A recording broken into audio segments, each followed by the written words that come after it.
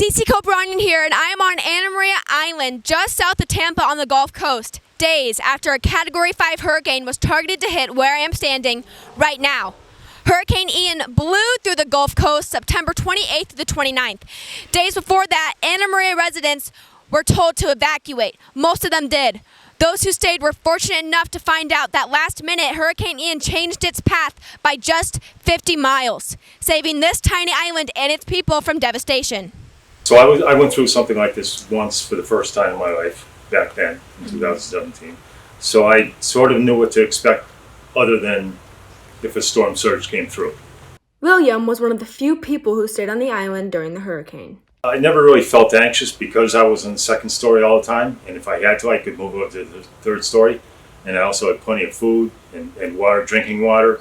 William has worked on the island as an overall handyman for over 3 years. I have my regular customers, and once the storm got over, because I stayed on the island, I was able to get out here quickly and evaluate the damage for all of them. My work is ramped up. It'll ramp up even more. The work of small business owners have ramped up all over Anna Maria as well. I was very scared that we were going to lose everything in here, and not just that, just the piece of history that it's always been.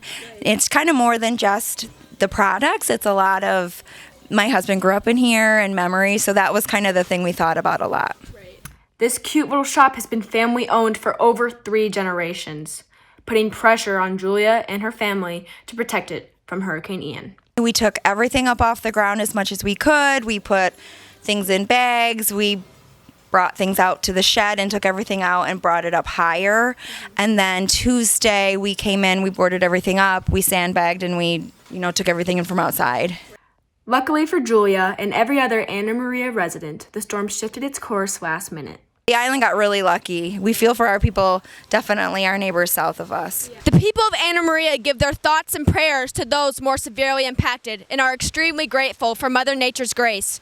For ONW Now, this has been Cece Coperanian. Now back to the desk.